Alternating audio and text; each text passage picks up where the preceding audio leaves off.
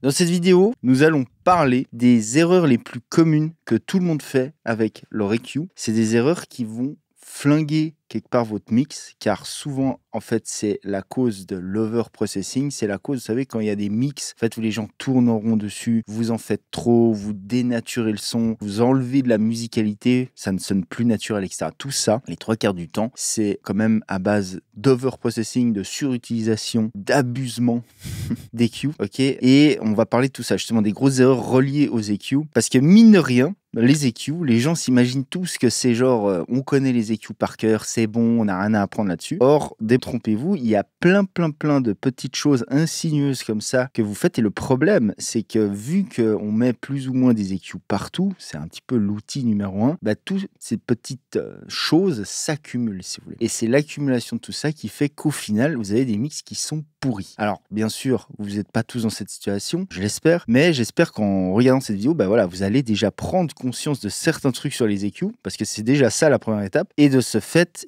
arrêtez de faire ces bêtises, de faire ces erreurs pour tout simplement mieux sonner. Avant que je vous dise exactement les erreurs à éviter avec vos EQ, vous pouvez vous abonner à ma newsletter, c'est 100% gratuit, vous recevrez des tips and tricks sur le mixage, mastering, sound design, etc. tous les jours, quasiment quotidiennement. C'est moi qui fais ces mails personnellement, donc je vous apporte un max de valeur là-dessus. Chaque mail est unique, quasiment, donc chaque jour que vous loupez, c'est des tips et des tricks que vous loupez aussi, c'est des choses que vous ne verrez plus. Donc voilà, si ça vous intéresse, tous les liens sont dans la description, et en bonus, si vous abonnez à la newsletter, vous aurez aussi une formation 100% gratuite pour les plus débutants qui s'appelle le guide ultime du home studio, ainsi que 300 presets Serum. C'est tout là en dessous. Alors, la première erreur dont on va parler, les amis, c'est le fait de se servir de ses yeux. Alors, bien sûr, c'est un truc un petit peu général dans l'audio. Les gens, surtout au début, se servent beaucoup trop de leurs yeux. J'ai envie de vous dire, c'est pas forcément de leur faute. Pourquoi ? Parce que maintenant, tous les outils sont super visuels. Vous avez des analyseurs de spectre partout. Vous avez des indices visuels sur ce qui se passe, par exemple avec les modulations, etc., un petit peu partout dans tous les plugins modernes. Donc c'est très facile en fait de se faire avoir par ses yeux. Il faut bien comprendre un truc, c'est qu'en tant qu'être humain, on est quand même drivé par nos yeux en premier, c'est-à-dire que pour ceux qui voient, qui entendent, on va quand même avoir tendance à se servir de nos yeux en premier. Et quand en fait on regarde quelque chose, c'est un petit peu de l'attention et de l'énergie que notre cerveau prend pour ne pas écouter. Vous voyez ce que je veux dire ? Donc, le plus vous regardez, potentiellement, le moins vous écoutez vraiment. Essayez tout simplement de faire un petit test. Quand vous faites quelque chose avec votre EQ, essayez de fermer les yeux, de tweaker les boutons et de voir un petit peu la différence. Vous allez voir qu'en fait, quand vous fermez les yeux, de 1, pour le coup, vous vous servez beaucoup plus de vos oreilles parce que vous forcez en fait votre cerveau à se servir de ses oreilles. Et de 2, vous allez sûrement faire des trucs, si vous ne regardez pas, qui sont, de temps en temps, pas tout le temps, mais qui sont un petit peu limite, genre borderline en termes de la curve que ça pourrait créer. Par exemple, faire un énorme boost de 15 dB quelque part, ou faire un gros cut, etc. Donc, le truc, c'est qu'il faut vraiment pas oublier que c'est du son et qu'on ne se sert pas de ses yeux, mais de ses oreilles. Alors bien sûr, les yeux peuvent aider, valider des choses, vous faire gagner du temps, mais en fait, il y a un certain ordre. C'est on se sert, on identifie les choses à l'oreille d'abord, et ensuite, on peut valider les choses avec les yeux, et surtout pas l'inverse. Donc il y a plein de conneries du genre, je vois un gros pic sur mon analyseur qui pique plus haut que le reste, ça veut dire que c'est certainement quelque chose à cutter. Ça peut être vrai de temps en temps, mais il y a plein de cas aussi où ce sera pas vrai, ce sera une erreur de cutter. Tout simplement parce que le son, c'est ça aussi. Le timbre d'un son, c'est un certain équilibre entre une fondamentale, des harmoniques, etc. Et c'est pas parce qu'une harmonique, une fréquence en particulier, est un petit peu plus haute en niveau qu'une autre qu'il faille forcément la cutter, quoi. Vraiment. C'est vraiment une connerie de penser ça. Et ça, c'est un des trucs qui va mener de l'overprocessing à faire des moves d'EQ alors qu'ils n'auraient pas lieu d'être et à faire des conneries, quoi. Utiliser ses yeux, concrètement, ça va passer par déjà l'analyseur qu'il y a dans les EQ, dans tous les EQ, il y a des analyseurs. Sachez que ça va vous tromper, ça va vous donner des indices qui sont pas forcément valables, si vous voulez. Surtout qu'en réalité, en fait, quand vous regardez une source, c'est un petit peu comme si vous la mettez en solo, vous regardez une source, vous la sortez du contexte du mix, et de ce fait, vous ne tenez absolument pas compte des interactions qu'il y a entre la source que vous équalisez et toutes les autres dans le mix. Je vous dis une connerie, cette même fréquence qui pique un petit peu plus haut que le reste, par exemple, dans notre exemple, s'il faut, dans le contexte du mix, en fait, elle est absolument pas gênante parce qu'il y a peut-être une autre source qui elle contient un peu des mêmes fréquences avec une phase inversée qui fait annuler cette zone-là globalement sur votre master. Et donc, globalement, dans le mix, il n'y a pas de surplus d'énergie à cette fréquence-là. Donc, pas besoin d'e-cut, tout simplement. Vous voyez ce que je veux dire? Il faut vraiment tenir compte du fait que c'est avec nos oreilles qu'on travaille. Ce qui compte, c'est le résultat du mix entier. C'est de l'entièreté du son. Ce qui compte, c'est ce qu'on entend sur notre master. C'est pas une source en solo. Et quand vous regardez un analyseur d'une piste sur un EQ, en fait, c'est un petit peu comme si vous faisiez un solo avec vos yeux. Vous voyez ce que je veux dire? Donc, en fait, c'est un peu à double tranchant. Ça vous porte à défaut, si vous voulez, de deux manières. D'une manière, c'est que déjà, vous allez vous servir vos yeux avant vos oreilles, donc potentiellement prendre des décisions basées sur ce que vous voyez, non pas ce que vous entendez. Et de deux, ça vous enlève encore plus du contexte. C'est comme si vous faisiez un zoom in sur la source, mais visuellement. Donc faites gaffe avec ça, c'est un gros piège, ne vous faites pas avoir par vos yeux. Franchement, si vous êtes un peu débutant, certes ProQ, tous ces EQ sont top, mais apprenez à équaliser avec des tools où vous voyez rien. Apprenez à équaliser avec j'en sais rien moi, un channel strip genre SSL par exemple. Avec des EQ simples, vous avez juste des potards et vous vous servez du coup de vos oreilles. L'autre chose aussi, c'est que quand vous servez de ce genre de truc, par exemple sur un SSL, channel strip, peu importe 4000, 9000, ce que vous avez envie, les SSL, en fait, si vous voyez là, vous avez un potard fréquence, un potard gain, un potard Q, votre potard fréquence, en fait, il y a certes des numéros, mais quand vous êtes pile poil sur, je sais pas, 2K par exemple, en réalité, vous n'êtes pas pile poil sur 2K, vous êtes légèrement à côté. Et ça, c'est un autre truc qui fait que on se sert encore plus de nos oreilles simplement en tweakant des potards. On ne voit pas la curve, on ne voit pas le boost, etc. Et ça, quelque part, ça aide en fait à faire des choix qui vont être plus naturels et plus musicaux surtout. Alors maintenant, l'autre erreur classique qu'on voit tout le temps, que je répète et répète depuis littéralement des années sur Internet, c'est le fait de trop filtrer. C'est le fait de foutre des putains de filtres partout avec des pentes super raides partout. En fait, entendez bien ce que je veux dire par là. Ça ne veut pas dire qu'il ne faut pas filtrer. Bien sûr qu'il y a des sources qu'on va devoir cutter et même souvent de manière un peu hard parce que les besoins du mix, le contexte, choix artistique, peu importe. Mais le truc qui n'a aucun sens, c'est d'avoir des EQ d'office sur toutes ces pistes et de cutter par défaut en fait. Vous voyez ce que je veux dire? Genre, vous avez des EQ par défaut sur toutes vos pistes, déjà avec des filtres qui sont enclenchés, mais qui sont genre à 20 et à 20, ok? 20, 20K. Et par défaut, toutes les pistes, vous allez aller dessus et essayer de filtrer comme ça. Enlever ce que vous pouvez enlever partout. Alors, d'un côté, pourquoi pas? Ça dépend le contexte en fait. Ça dépend du genre de musique et ça dépend à quel point l'arrangement, la prod a été bien faite. Parce que si c'est un mix super buzzy où il y a énormément de trucs, oui, on va devoir faire de la place, etc. Mais il y aura d'autres manières bien plus clean de le faire que de foutre des putains de fils partout sur toutes ces pistes. Ça, c'est la première chose.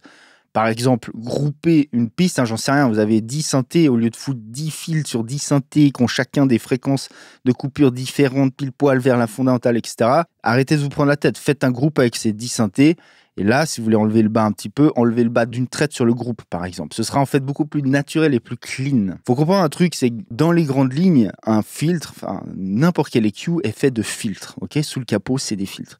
Les filtres, par définition, c'est dû à la manière dont ils sont construits, dont ils sont faits, que ce soit en analogue, que ce soit en numérique. Par définition, ça va créer d'autres choses que le simple fait d'enlever des fréquences. C'est-à-dire qu'on va créer du déphasage autour de la fréquence de coupure, ce qui se traduit par en fait des retards de timing de certaines fréquences par rapport à d'autres. Ça va changer votre valeur pic, vous allez perdre en gros en headroom tout simplement. Et il va y avoir aussi une résonance qui est induite par ce filtre qui s'appelle du ringing. Alors après, vous avez le post-ringing, donc la résonance après, si vous voulez. Et vous avez le pré-ringing, ça, c'est un produit du filtre à phase linéaire, par exemple. Ok? Donc en fait, vous avez en gros des artefacts qui viennent avec, des artefacts. Vous avez, c'est pas vraiment des artefacts parce que ça fait partie de la nature du filtre. Ça engendre d'autres choses que le simple fait d'enlever des fréquences. Donc en fait, de foutre des fils partout par défaut, on fout ces filtres, on vient limer la fondamentale partout. En réalité, vous allez souvent accumuler un petit peu ces trucs-là. Et alors, attention, ça peut bien sonner. C'est ça le truc, c'est qu'en fait, les déphasages, tous ces trucs-là, mis à part le fait que vous allez perdre une chier de headroom, ça c'est un autre topic, mais si on met à part ça, ça peut des fois bien sonner de filtrer tout, par exemple. Pourquoi pas? Ça peut avoir un résultat en termes de son qui est OK, qui sonne bien. Mais le problème, c'est qu'en fait, si vous n'êtes pas conscient de tout ça, vous le faites sans savoir, en fait. Vous êtes au petit bonheur la chance, un peu. Vous êtes en mode aveugle. Allez, je fous mes fils partout. Et puis, j'ai un résultat. Une fois sur 10, ça va bien sonner. 9 fois sur 10, ça va faire des choses que j'aurais pas vraiment eu besoin que ça fasse et donc engendrer d'autres potentiels problèmes derrière. D'accord? Donc en fait, il faut filtrer intelligemment, il faut enlever là où il y a besoin d'enlever et souvent, vous pourrez très facilement remplacer des filtres par aussi des low shelf qui sonnent bien plus naturels, qui engendrent moins d'effets secondaires, pour ainsi dire. Et pensez bien à ce fait de grouper des choses. Des fois, enfin, c'est un petit peu la manière top-down mixing, hein, au lieu d'aller faire chaque piste individuelle, un petit peu comme des tubs. Je plaisante, mais vous voyez ce que je veux dire. Faites des groupes. Si vous avez besoin de traiter tous vos synthés, faites un groupe sur votre synthé. Enlevez ce qui a besoin d'être enlevé d'une traite. Ce sera beaucoup plus clean. Un autre truc aussi qu'il faut vraiment que vous compreniez, c'est que de manière générale, le plus on fait des filtres violents en termes de Q, de résonance et de pente, le plus on a ces déphasages, ces timings, etc. Tout ce dont je viens de vous parler, le plus vous en aurez, le plus, enfin c'est l'inverse, c'est plutôt le plus vous aurez des filtres pentus avec des pentes raides, hein, avec un gros nombre de dB par octave. Le plus vous utilisez des Q serrés quand vous faites des EQ, le plus vous avez tous ces effets secondaires. Donc d'une manière générale, essayez de rester plutôt assez smooth, de faire des trucs assez larges, évitez d'être trop violent dans ce que vous faites et vous verrez que vos EQ sonnent d'une manière générale beaucoup plus naturelle. Si vous voulez d'autres contenus sur les filtres globalement, parce qu'en réalité, pareil, très peu de monde parle de ça vraiment bien et vraiment deep, vous mettez filtre dans les commentaires, je saurais qu'il y a de l'intérêt là autour et je vous ferai peut-être des vidéos un petit peu plus deep sur le sujet pour un petit peu débunker certains trucs comme ça. Le point suivant, c'est le fait justement de faire des EQ trop violents, mais trop violents dans le sens des cues super serrés, des cuts super fins partout, etc. Des filtres super pentus. Vous voyez ce que je veux dire? Ce genre d'EQ-là, c'est d'une manière générale, encore une fois, attention, parce que de nouveau, on est dans l'audio, il peut y avoir des cas où ça sonne bien, il peut y avoir des trucs artistiques, etc. Mais d'une manière générale, essayez de ne pas trop être violent de la manière dont vous équalisez. Essayez plutôt de privilégier des longues curves, des belles et grosses courbes, hein, vous voyez ce que je veux dire, qui sont vraiment musicales, ça sera beaucoup plus musical, ça sonnera moins process, vous aurez moins les déphasages et tout ce qui va avec, tout ce que les filtres et donc les EQ apportent. Et ça, c'est une erreur que je vois trop souvent, c'est des mecs qui essaient d'être ultra chirurgical tout le temps, partout, et qui se retrouvent en fait tout simplement à dénaturer le son, à avoir plus des effets secondaires, à avoir plus de ringing, de déphasage, de headroom qui bouffe, etc., de toutes ces choses-là, que de bénéfices. En fait, il faut que vous compreniez un truc, c'est qu'équaliser un EQ, aussi simple que ça puisse paraître, n'est absolument pas anodin pour votre source. Hein. Et, enfin, ça dépend de comment vous le faites. Mais encore une fois, rappelez-vous que c'est un truc souvent qu'on fait énormément, on équalise beaucoup partout.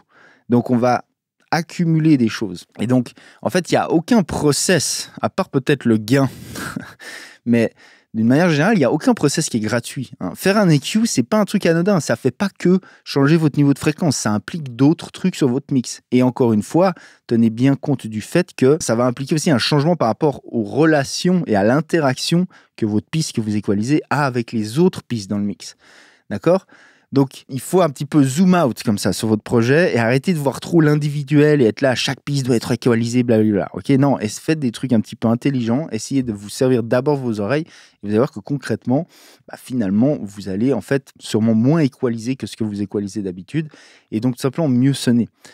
Vous savez, hein, il y a un gros truc, des fois on voit des sessions, parce que vous savez tous, je l'ai déjà dit 15 fois, je fais du coaching, donc des fois on m'envoie des sessions, je check, c'est un des trucs par exemple que je fais en coaching, genre je vais vous tabasser dans le sens, vous m'envoyez un projet, je vais plonger dedans, moi je vais vous faire un petit peu, alors des fois on fait ça sur un projet ou plusieurs projets, mais on va faire une sorte de liste d'état des lieux un petit peu de votre niveau, et à partir de là, regardez qu'est-ce qu'on peut améliorer, ok, quels sont les points forts, les points faibles. On fait comme un bilan, en fait, un petit peu du niveau de la personne. À partir de là, soit la personne a une liste de choses à faire et puis elle peut le faire de son côté, soit aussi on propose d'accompagner maintenant gentiment. C'est un service qu'on met en place. Bref, je vous en reparlerai en temps voulu. Mais ce que je veux dire par là, c'est que souvent, quand je regarde les projets comme ça, de mes clients, des gens que je suis, fondamentalement, le premier truc que je fais, c'est que j'enlève les trucs, j'enlève le process. Alors là, on parle d'EQ, mais il y a aussi souvent d'autres choses. Il y a aussi le compresseur, c'est un gros truc. J'enlève les EQ, j'enlève les comps, en gros. Et pas tout le temps, mais il y a souvent des cas où, en fait, le simple fait d'enlever les trucs, ça sonne mieux. Ça sonne plus naturel. Tout d'un coup, c'est OK, ça sonne mieux. Vous voyez ce que je veux dire ? Et donc ça, c'est tous ces problèmes-là en action, ok. Et c'est pour ça aussi que je vous fais cette vidéo, parce que j'espère que ça va vous aider justement à éviter d'en arriver là. Et donc ça, c'est souvent dû au fait que c'est trop chirurgical, vous voyez ce que je veux dire ? C'est trop fin, etc. On essaie trop d'aller dans le détail.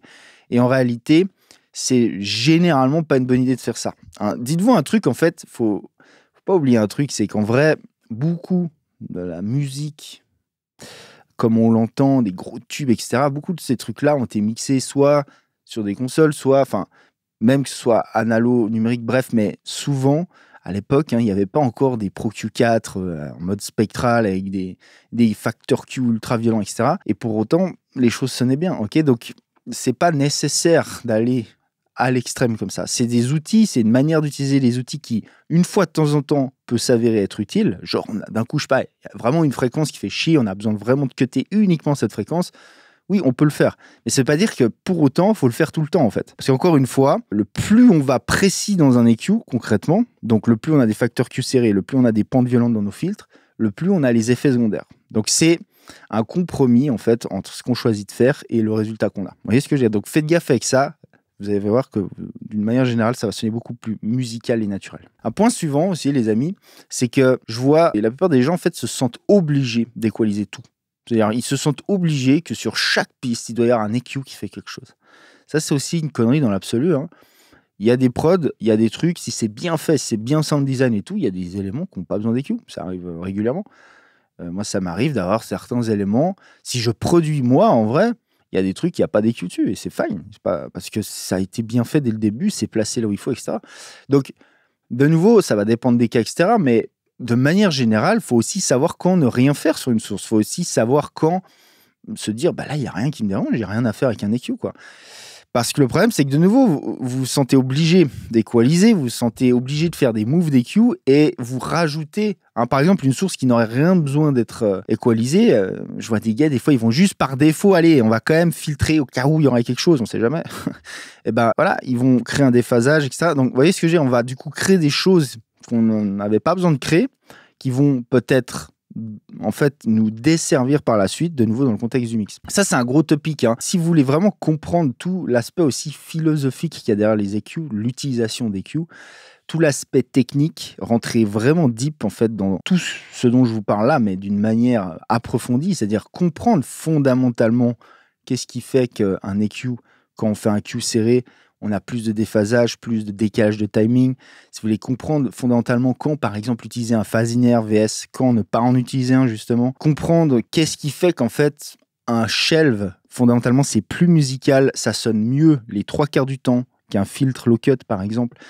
Tous ces trucs-là, en fait, bien sûr, je vous le dis, hein, je vous donne l'info, mais le fait de réellement comprendre pourquoi ça a lieu, comment ça a lieu, pour ça, il faut comprendre comment fonctionne un filtre, comment est fait un filtre, parce que fondamentalement, comme je vous ai dit, tous les EQ sont faits de filtres, en fait. Un EQ, c'est un filtre, c'est par définition, c'est fait avec des filtres. Donc, le filtre, c'est le nerf de la guerre un petit peu dans l'audio, parce que l'EQ, c'est de 1, le tools le plus utilisé, vous êtes bien d'accord? Donc, si vous voulez vraiment aller deep là-dedans, que ça vous intéresse vraiment, hein, pour les plus sérieux d'entre vous, sachez que bah, voilà, j'ai mis au point justement Filter and EQ Mastering, qui va vous apprendre ça. C'est une formation ultra deep sur le sujet. Je vous mets là, littéralement, toute mon expérience avec les EQ dedans, déjà de 1, mais je vous mets aussi un niveau, je pense quand même technique qui est ultra violent, c'est-à-dire que, pour vous donner une petite comparaison, hein, les cours d'EQ par exemple que moi j'ai reçus à la SAE, hein, c'est une école qui forme des ingé-sons, là pour le coup c'est peut-être 4 fois plus technique, quoi. Je rentre 4 fois plus loin sous le capot, je vais vraiment vous expliquer les choses en profondeur, plus bien sûr alors, l'aspect expérience, c'est-à-dire qu'après j'ai tellement équalisé de sources, j'ai tellement fait de trucs avec que je sais exactement comment réagissent les tools, etc. Et du coup, voilà, je vous apporte tout ça en plus.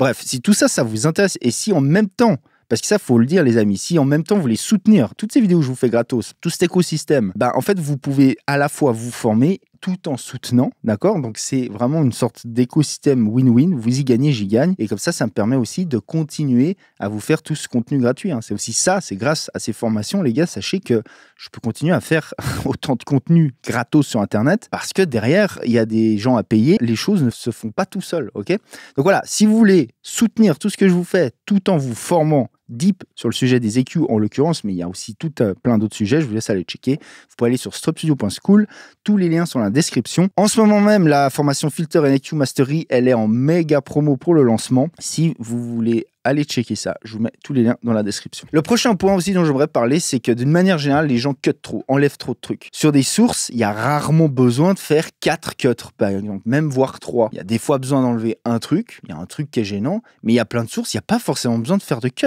Encore une fois, ça rejoint un petit peu le point précédent, il n'y a pas forcément besoin d'enlever des trucs tout le temps, de faire du soustractif tout le temps. Des fois, il y a des EQ, il y a juste besoin de faire une sorte de sculpting, de contouring, et voilà, elle se place dans le mix et il n'y a rien qui est gênant. En fait, vous voyez que tous ces trucs-là, c'est toujours souvent lié au fait que vous ne vous servez pas assez de vos oreilles. Quand vous écoutez une source, vous l'écoutez dans le contexte, s'il n'y a pas un truc qui vous gêne à l'oreille, genre il n'y a pas vraiment une fréquence, une zone de fréquence, un déséquilibre, peu importe, qui vous gêne et que vous arrivez à entendre à l'oreille en premier, genre vous écoutez, vous êtes là, ok, la voix, non, elle est bien, elle n'est pas trop agresse, elle n'est pas trop bright, elle est bien. S'il n'y a pas quelque chose que vous entendez, il n'y a pas de cut à faire, d'accord? Après, il peut y avoir de l'EQ de contexte, genre globalement, allez, ma voix, elle manque un peu de bas mids, je rajoute un petit peu de bas mids par rapport au, je sais pas, à l'instru qui, elle, est peut-être un peu basse en bas mids, donc je peux rajouter plus de bas mids dans ma voix. Vous voyez, ce genre de truc, ce genre de move d'EQ, ça, c'est une chose. Mais en termes de nettoyage, d'enlever des réseaux, des trucs comme ça, voilà, il n'y a pas forcément besoin de le faire partout. Il faut de nouveau juger avec ses oreilles. Et souvent, ça, c'est une grosse erreur. Je vois trop de mecs qui cut trop de trucs partout, en fait. Et ça, c'est dû au fait qu'ils font mal cette fameuse méthode, vous savez, du sweeping, où on booste, on sweep, on va chercher, puis on cut. En réalité, ça part d'une bonne intention, mais c'est dans les grandes lignes un petit peu du bullshit, parce que quand vous boostez quelque chose, rien ne va bien sonner quand vous le boostez. Spécifiquement dans les mids, là où vous êtes sensible, là où notre oreille est très sensible, si vous faites des boosts assez serrés dans les hauts médiums, vous allez fatalement trouver des fréquences qui vous paraissent agressives et vouloir les cutter. Mais vous allez vouloir les cutter uniquement parce que vous les avez boostés, alors que par définition, elles ne gênaient pas et ça allait. J'ai fait une vidéo il n'y a pas longtemps là-dessus, je vous laisse aller checker sur le channel où je vous démontre exactement pourquoi c'est une connerie de faire ça. Petit aparté aussi, à la base, cette technique de booster et de sweeper pour trouver la fréquence qui nous gêne, dites-vous un truc, c'était pas sur des Pro Q que les mecs ils faisaient ça, c'était sur des EQ, on voyait rien, ok, et où on pouvait pas se fier typiquement aux fréquences. Donc quand on entend quelque chose qui nous gêne, on veut le cut. On a 3 potards pour trouver cette fréquence et la cutter, et en plus on peut pas se fier à où on est fréquentiellement. Certes, on est obligé de booster un peu, de trouver, voilà, elle est là, bam, et là je peux la réduire. Mais c'est parce qu'on n'avait pas d'outil visuel pour nous aider derrière. Avec un Pro Q, ça n'a aucun sens de faire ça. Tout simplement parce que quand vous identifiez un truc à l'oreille, vous regardez votre analyseur, vous voyez les pics. Donc vous identifiez la région, ok, c'est grossièrement dans les bas mids. Vous regardez les bas mids, vous allez voir, il y a peut-être 2-3 harmoniques qui vivent là. C'est une des 3, ok. Donc voilà, bref, c'est une petite aparté, mais arrêtez de faire des cuts trop serrés, trop cutés. D'une manière générale, c'est ça qui fait que ça sonne pas naturel et qui fait que vous engendrez plus de résonance et de trucs derrière que de faire du bien. Et le dernier point, c'est peut-être un des plus importants, c'est un des trucs autour duquel je vois le plus de bullshit, c'est le fait de faire du phase linéaire à toutes les sauces. Il y a un gros mythe, c'est que les gens croient que le phase linéaire est supérieur en termes de qualité que du minimum phase, c'est-à-dire les fils standards. Ça n'a littéralement rien de supérieur, ok? C'est pas parce qu'il y a un truc qui est en phase linéaire que c'est mieux. Absolument pas, d'accord? C'est pas parce qu'il y a un truc qui est en phase linéaire que ça sonne mieux. Absolument pas, encore moins, ok? Donc ça, c'est un gros problème. C'est arrêter de faire du phase linéaire par défaut partout. C'est une connerie monumentale. Franchement, 3 fois sur, même plus, on va dire 8 fois, voire 9 fois sur 10, le phase linéaire, ça sonne moins bien que du minimum phase. Vraiment, littéralement. Il y a des cas où le phase linéaire, c'est judicieux de l'utiliser. Juste, par exemple, pour faire des crossovers dans des plugins. Quand vous faites des crossovers sur un compresseur multiband, ok, pourquoi pas faire du phase linéaire, mais encore même là, ça peut s'argumenter. Le phase linéaire, c'est bien quand on équalise des sources qui sont similaires, qui ont une corrélation similaire, genre 2 micros qui enregistrent le même truc, vous voulez équaliser ça indépendamment, vous pouvez utiliser du phase linéaire, ça va garder la corrélation, pourquoi pas. Il y a quelques cas en vrai où c'est, en fait, le phase linéaire à la base, c'est plus pour résoudre certains problèmes spécifiques, d'accord, que quelque chose qu'il faut faire partout, vraiment pas. D'ailleurs, tous les plugins, si vous lisez la doc, mais je sais que les gens ne lisent pas la doc, mais si vous lisez la doc, souvent, c'est spécifié. Ils vous disent, ok, on a un mode phase linéaire, c'est réservé à quelques applications, mais ça ne veut pas dire que ça sonne mieux.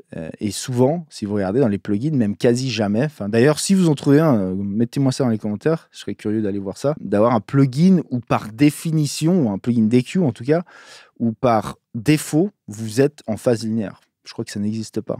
Pourquoi? Tout simplement, il faut vous dire un truc, hein. Les gens qui font des plugins, le preset par défaut, ils vous mettent le plugin dans un état pour faire que ça sonne le mieux possible. D'accord? Donc si ça sonnait mieux, un Pro Q sonnait mieux en phase linéaire, vous inquiétez pas que quand vous l'ouvriez par défaut, il serait déjà en phase linéaire. Or, c'est absolument pas le cas. Et d'ailleurs, même, j'ai checké la doc de Pro Q4, vous verrez, hein, vous parlent de phase linéaire, ils vous disent bien exactement ce que je vous dis. C'est-à-dire que c'est pas du tout signe de qualité, ça sonne absolument pas mieux et c'est à utiliser dans certains cas spécifiques. Voilà. Ok, donc ça c'est aussi une grosse erreur avec le phase linéaire, c'est absolument pas gage de qualité supérieure, c'est du bullshit total. Avec le phase linéaire aussi, vous avez le pré-ringing, c'est-à-dire vous avez la pré-résonance qui souvent est bien plus audible que la post-résonance qu'on a avec les EQ à phase non linéaire.